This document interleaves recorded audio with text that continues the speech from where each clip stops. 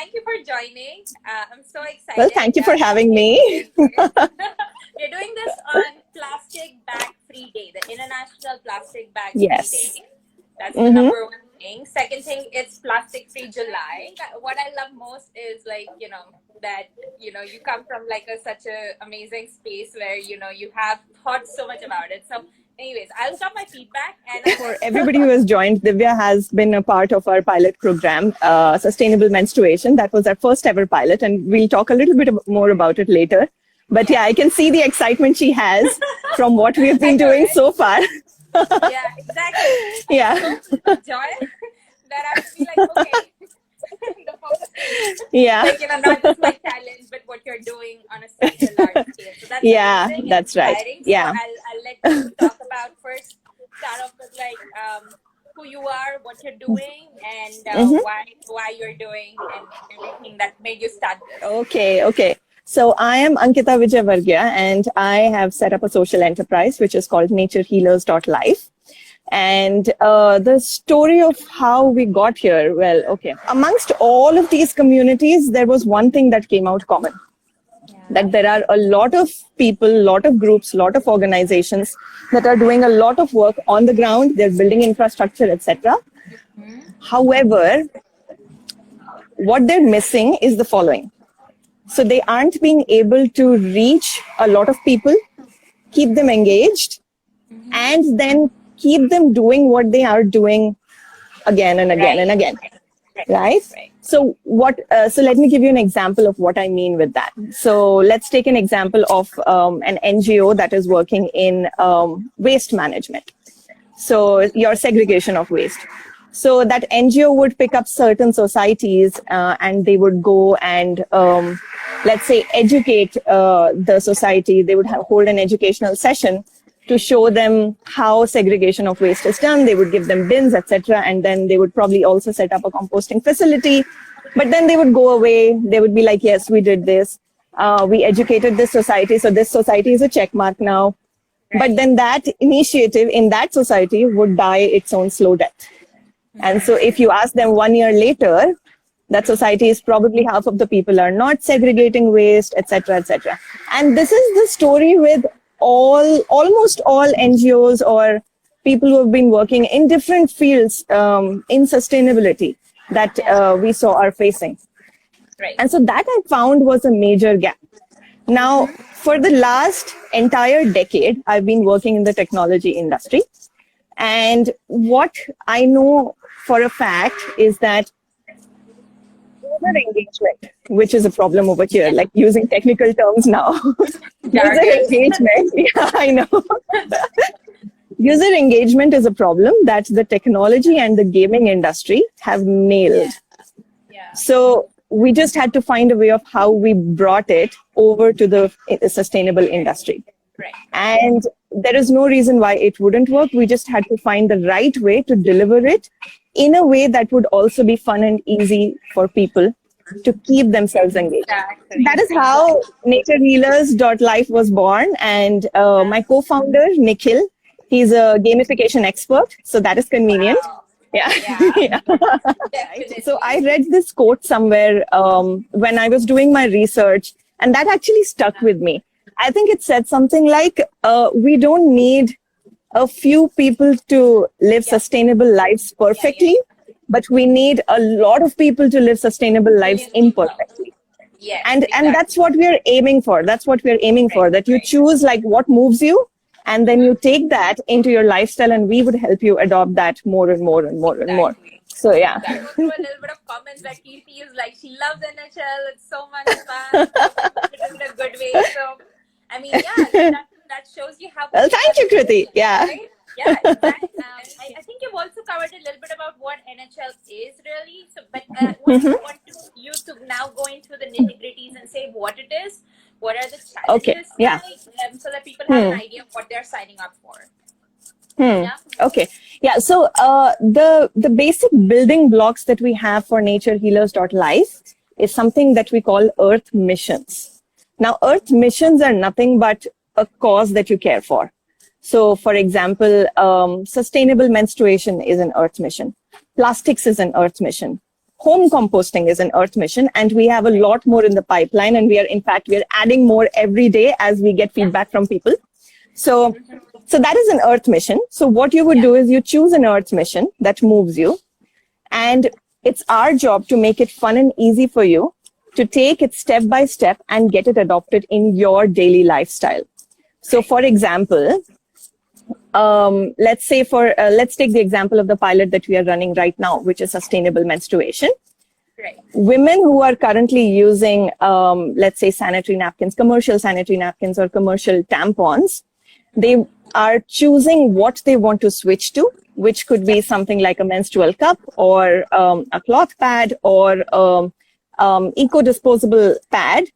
And then we take them through a 60-day journey of several challenges, which come one after the other, to ease their journey into adopting the sustainable menstruation product. It's actually a human behavior problem. How do we actually, and what are the triggers that actually move people, that give them the nudge to do the next challenge and then the next, and then take the next step, and then finally keep taking that step? Those are the things that we are trying to figure out. You would imagine NatureHealers.Life eventually as a web-based and a mobile-based app. Right. However, to get there, we are currently in the research mode. So we are running these offline pilots to understand what moves people and how we can do our modeling based on that. So our first pilot is currently on sustainable menstruation. The second pilot we're actually launching on the 5th of this month, which is day after tomorrow, which is on plastics. Sustainable menstruation itself also addresses plastic, because all those pads It does, are full of plastic. Okay. Let's do this. Why don't we ask this question to the audience? What percentage of your commercial sanitary napkins that are currently available in the market are plastic? Okay. So I will say it's like 70 to 80 as well. 70 to 80%. 70 to 80? Okay, we are getting a lot of 60s and 70s. Yeah. It's actually 90%. Can you believe it? 90%. But what that brings us to is that given these are 90% plastic, you would use it for just about, let's say, 4 to 5 hours. They would go into the landfill and they're going to sit there for the next 800 to 1,000 years. 800 to 1,000 years. What you had there is like step-by-step kind of awareness, raise the awareness one by one. And it makes it so simple and makes it so comfortable. And it's over days. It's not like you have to sit in one day and finish all the challenges, right? But that's right, yeah. Wanted, I guess. But it took me... No, you can't. So that's the philosophy of the design, that you get just one challenge every day. Right. So that's for sustainable menstruation. And the reason, the reason for that is that the habits that you form slowly will stay with you for longer. Yeah. And that's the philosophy we are using over here. Yeah. Brilliant. If you do something in 2 days, you're going to forget it in 2 days. So So when I was doing my reading through all that material and the challenge, it was so much fun. You had quizzes in there, you had videos, you had mythbusters. I know. So, okay, let's jump into plastics, because that's what we're talking about, plastic free July. Yes, I want to hear from you. What do you think? I personally think plastic is like one of the most important challenges of our times right now, especially COVID and more of single-use habits. So I want to kind of understand your approach to plastic itself and how that builds into the next challenge that you're going to have this month. If there is anything that nature gives us and we start exploiting it, we actually create an imbalance in nature. And the same thing happens with fossil fuels. Like we are trying to just, without any restrictions, we are trying to overuse it. And that is what is creating the imbalance in nature in terms of pollution. Now, okay, another question for everybody. This is a true or false question, okay? Are plastics made from fossil fuels? Well, it was kind of a rhetorical question. So yeah, of course, they are made from fossil fuels, and that's what makes them worse, because what that means is that they are also fueling the fossil fuel industry, and once they are created, they're just there. So what happens? Let me. Okay, once we start producing plastics, and we have started producing plastics as humanity only about 50 years ago. 50 years in our entire human civilization. Once we start producing plastics, the plastic actually, when it decomposes into microplastics. And what are microplastics? Microplastics are very tiny bits of plastic that you probably wouldn't even be able to see. This came into the limelight only about a few years ago, that microplastics are actually existing, and they are something, and that is what is happening to our plastics after we throw them away. Now, these microplastics now, wait for it, are ending up in our food and our water. There have been recent researches which have found microplastics in almost all river samples that have been taken. That means all the water that we are drinking has some amount of microplastics. Okay, so another question.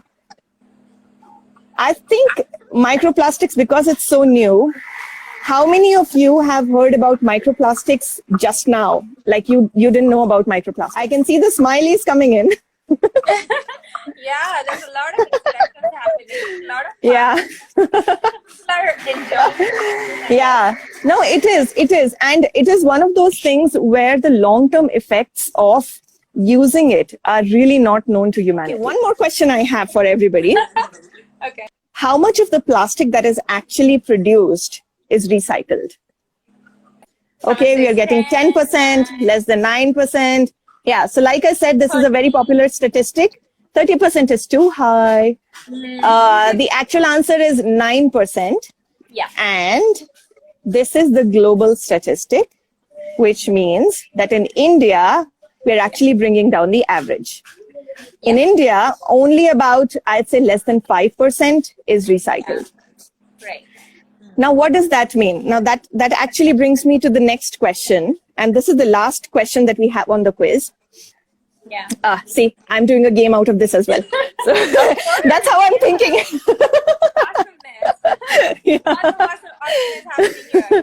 Okay. So how much of the total plastic produced is actually single-use plastic? We're getting a lot of 60s and 70s. It's okay, guys, it's not that bad. It's 40%. Okay. Okay. 40% is single-use.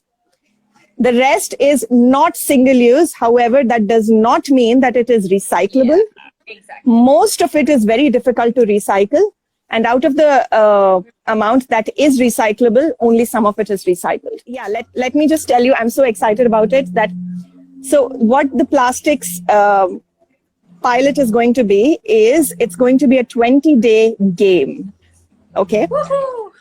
Yeah, what that means is that you're going to have your pilot buddies, your pilot participants, and you're going to be competing with them to do all the challenges. And it's we have designed it to see what works for you, what doesn't work for you. So it's an experiment for us as well. Exactly, and we are going to learn a lot from you. And I can tell you, because it's a game, it sometimes gets so competitive. I'm seeing that on our sustainable menstruation pilot. So you remember that day when people started saying they're actually eager to get their period so that they can finish the challenge and get on the top of the leaderboard? Nobody is eager to get their period. Like, how can somebody be eager to get their period? But that's what, that's what is happening. And that's what I know. But it's really great to hear that, yeah. What we learned was that humans are a social animal and humans are a competitive animal. And when you combine those two together, you can actually get them to do whatever you want. So that's the theme that we are going after, yeah. Especially traveling in Southeast Asia. Because I don't know, plastic land or whatever, even when I was moving there, people warned me. And then, just so whenever I came back to India as well, I see the plastic use keeps increasing.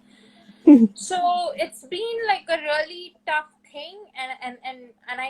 I really believe that challenges like these will create long-term behavior change, and we do need policy in the process, but I think it should be a perfect mix of like top down and bottom up. That's so is because you talk about policy. Yeah, because you talk about policy. So what I have learned in my decade-long corporate experience about change management through policy is that if you want to bring about a change in the entire organization, you get hold of somebody with an authority, you get them to say what you want them to do, and then you just cling on to that, and then you go to everybody else and say, oh, she said it, we have to do it, we have no other choice. So the good thing is, India already has a target of phasing out single-use plastics by 2022. So what we need to do to bring about this change is cling on to that and make it happen. Yeah. That's all we need to do. Exactly. And that's the onus is on us. Yes. Exactly. We can't be waiting for the government to come and clean up our shit while we make that shit. So what we have done, is we have taken several very low-hanging fruits and we have modeled them into challenges. And these are things that when you switch from these, they're so easy to switch from, so many alternatives available that when you switch from these, you're going to feel like, this was so easy, why didn't I do this earlier? And this has made my life much better as well. When we actually create a market for sustainable products, one of these companies is going to become the large giant that we actually dread. Yeah. And, more and more corporates are going to start rolling out sustainable products. Yes. Yes. So that's the problem, for example, with menstrual cups that we figured, right? Like menstrual cups cost as low as 500 rupees and they last every single woman at least 5 to 10 years. And there is no way a capitalist economy can make a viable business out of something like this, which is so cheap and it lasts every woman 5 to 10 years. What they want us to do is get hooked to the disposable pads so that every month we have to stock on them. Like like fast-moving consumer goods. It's in the name. Exactly. Exactly. Has to be fast-moving. Truly. What we should aim to do is actually make sustainability profitable for the capitalist economy. Only then will this become scale. Otherwise, it's going to be 4 NGOs working in Hyderabad, 5 NGOs working in Gurgaon, and it's going to be like that. Yeah. Absolutely. At the end of the day, we want these big companies to also embrace sustainability in the process and create an equitable, That's right. World together. That's right. I think that's what I really like about sustainability, because it doesn't talk about just environment. It encompasses people, because people are part of environment. That's right. Yeah. That's what we are a part of nature. Like if you're actually saving nature, we are saving ourselves. We are a part of the same nature. Absolutely. Absolutely. That's what I've always been saying. Okay. One question I had. Would you be interested in taking this to corporates? Like, would you probably work with employee engagement programs to do this? Yes. So that's the plan for next year. That's in our long-term roadmap. Because once we figure out the model, then it's going to be what happens in corporates is that you get a lot of people, which is their group of employees, accessed very easily by a single decision maker. And that is a big thing. That is a big thing. And that is a big thing to be able to make that kind of an impact. I'm really excited about the plastics challenge, especially. And I think I'm going to close it out with, something that you want to share. What inspires you every single day? And, like any last words I'll tell you what inspired me and what inspires me every single day. I think about a week ago, when I was going to sleep, of course, my mind is racing all the time. And I was like, okay, I was just doing the math in my head. And I realized that already in 2 weeks of time, with the sustainable menstruation pilot, we are saving 75 sanitary napkins, non-decomposable sanitary napkins every month. Every month. And then I did the math again today, and the number has gone up to 165 every month. Woohoo! And I was like, there's no way I cannot get inspired by that. We are seeing a 100% growth in 10 days. That is fun fact. That is a higher growth rate than COVID. That is a higher growth rate than COVID. Yes. Oh my God, well said. Yeah. Awesome. So many hearts coming up because we are talking like COVID. I know. All right, guys. Thank you so much for joining. Okay, Thank you then. for your time. I'm really Thank you, excited. Divya, for hosting us. Thank you. Looking forward to your launch so we can share it everywhere. Yeah. Yes. All right. Bye-bye. Bye. Bye.